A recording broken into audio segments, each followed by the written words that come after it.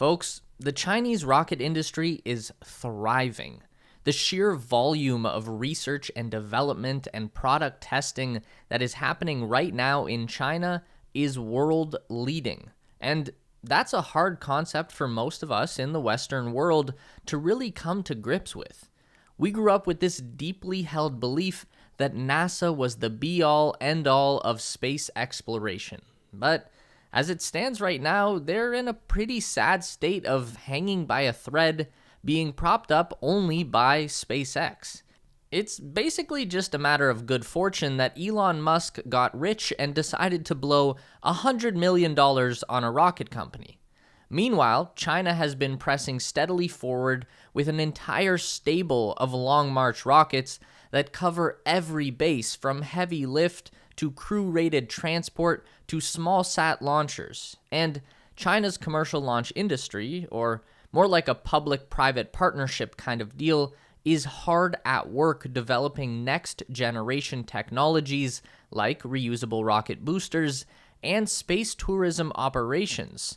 So let's check in on where China is at with their rocket development and what they might have in store over the next few years. This is the Space Race. Did you know that the first rocket ship ever built was created in China? Rocket-powered vehicles destined for outer space actually date back to the 16th century during the era of China's Ming Dynasty. A famous ancient astronaut named Wan Hu was the first person in history to attempt to fly to space. Actually, he was aiming for the moon to be more precise. Wan Hu was bored of his life as a simple government official and dreamed of a greater purpose beyond the civil service. He wanted to boldly go where no man has gone before. Luckily for him, the Ming Dynasty in the 16th century was the world's technological leader in gunpowder and explosive technology, so there was an absolute ton of black powder just kicking around, and as a government employee, he had access to it all. China had also invented the first cannon a couple hundred years prior to this, so it was well known that you could move a very heavy object a very long distance just by setting off an explosion underneath it, and thus the first rocket ship was born. Wan Hu took his favorite metal chair and strapped 47 black powder rockets to the backrest. Then he held 2 kites in his hands to help steer the ship to the moon. Wan Hu then ordered his servant to light the fuses and send him on his way to the heavens. The servant ignited the rockets and dove for cover. 47 sticks of dynamite exploded directly into one man's ass, and thus Wan Hu became the first human to die in a spaceflight accident. The cloud of smoke was so large, and the devastation of Wan Hu's body and his chair was so extensive that the servant genuinely believed he had just blasted off to the moon. This could also be a trauma response, having just seen your boss vaporized by an explosion that you ignited. With a result like that, it's no surprise that it would take another 400 years before a second human would make the attempt to blast off into outer space on a rocket ship. Wan Hu may never have made it to the moon, but the Chinese government did honor his bravery by naming a crater on the far side of the moon after him. Not surprisingly, there was very little space rocket development in China between Wan Hu's explosive death and the mid-20th century. China's space program truly begins with the Long March rocket. The name is derived from Chairman Mao's formative years as the commander of the Red Army. Mao led his troops on a circling retreat into the mountains of northern China to evade the nationalist forces. They covered 10,000 kilometers, crossed 18 mountain ranges and 24 rivers to reach the northwestern province.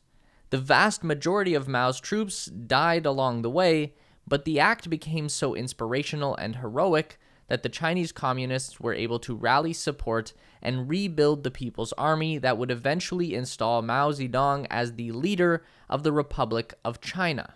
The first member of China's family of Long March rockets was the Long March 1. The 30-meter-tall 3-stage rocket successfully launched from Zhujuan in the Gobi Desert to send China's first satellite, the Dongfeng 1, into orbit on April 24, 1970. This date is now celebrated as China's annual Space Day. The Long March 2 series of rockets were the real workhorse of China's early space program. The 2A was able to establish China's first network of reconnaissance satellites in the mid-70s. The Long March 2D managed to complete 59 launches with only one partial failure in its 30 years of operation from 1992 to present day. The 2E was China's first heavy lift vehicle, using 4 side boosters to place communication satellites in geosynchronous transfer orbit. And the Long March 2F is significant for sending China's first taikonauts into space in 2003, making them only the third nation to independently put a human being into orbit. The Long March 3 series is China's current workhorse of China's satellite launch program. The B series with 4 liquid side boosters can carry up to 5,500 kilograms to orbit and has deployed China's Beidou satellite system, which is their version of GPS. This rocket has also sent the Chang'e lander missions to the surface of the moon. The Long March 4 series has mostly been responsible for launching China's network of weather satellites, so nothing too exciting here. The Long March 5, though, is pretty cool.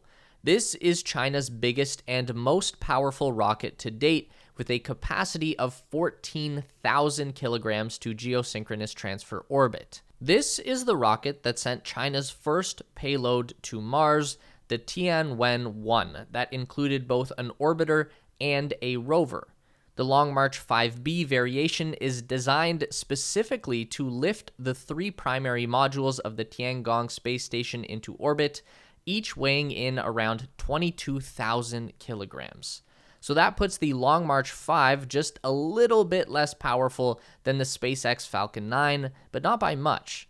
So as it stands, China doesn't have a true heavy lift vehicle just yet, but we will get to that. The Long March 6 goes in the opposite direction. This is a very light-duty rocket meant for deploying clusters of small satellites that are somewhere between the size of a toaster and a microwave. The Long March 6A is also pretty cool. This much larger configuration was launched for the first time in March of 2022 and is the first Chinese rocket to combine a liquid propellant main engine with solid propellant side boosters. This increased the lift capacity from 1,000 kilograms to 4,000 kilograms over the standard Long March 6. The Long March 7 was designed specifically to launch the Tianzhou cargo spacecraft for the Tiangong space station. China expects this rocket to become their program's new workhorse and eventually will account for around 70% of all Chinese launches.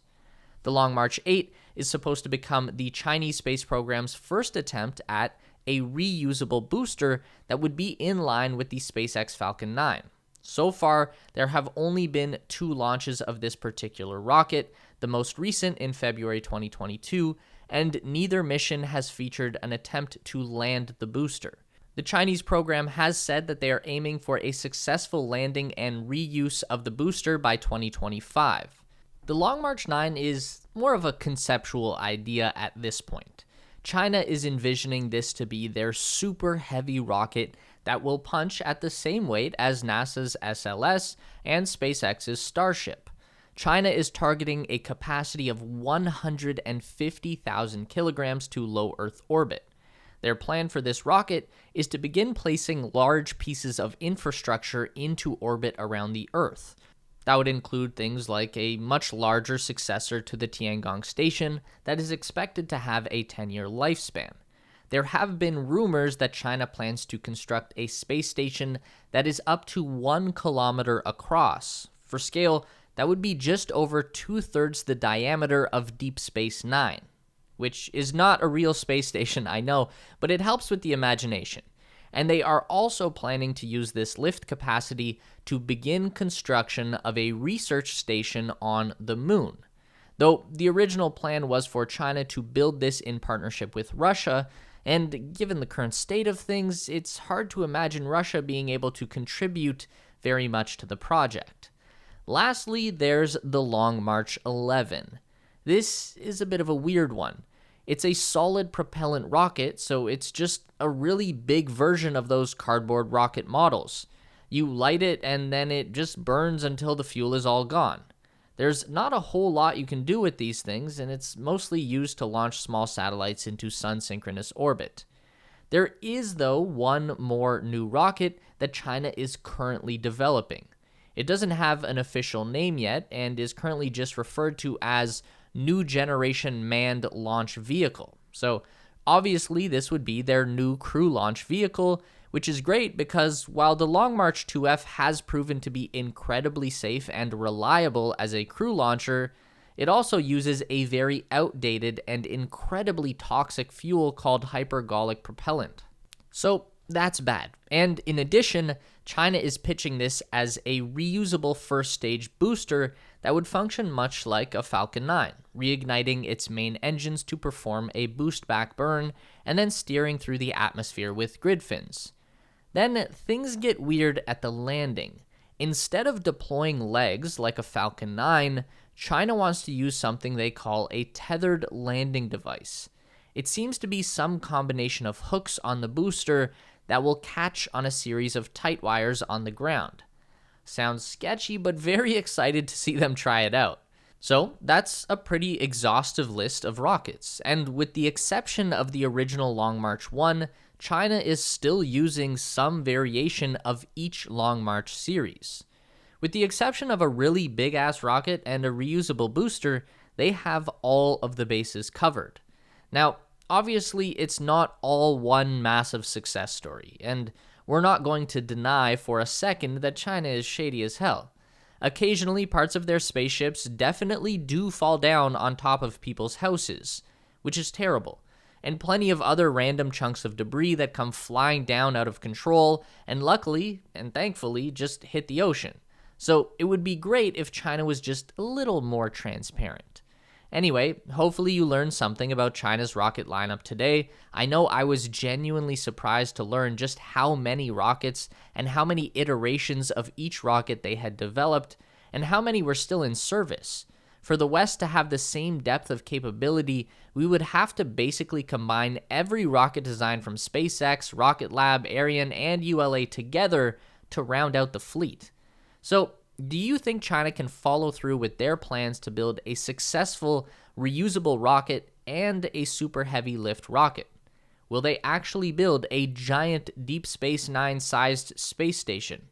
Let us know your thoughts below. Meet us back here every week for more updates on everything aerospace industry and interstellar exploration related. Make sure to give the video a thumbs up today if you liked it. That really helps us out for real. And subscribe to the Space Race for more videos just like this. We do one long form essay and one news update every week. And if you'd like more, we've got 2 more on the screen for you right now.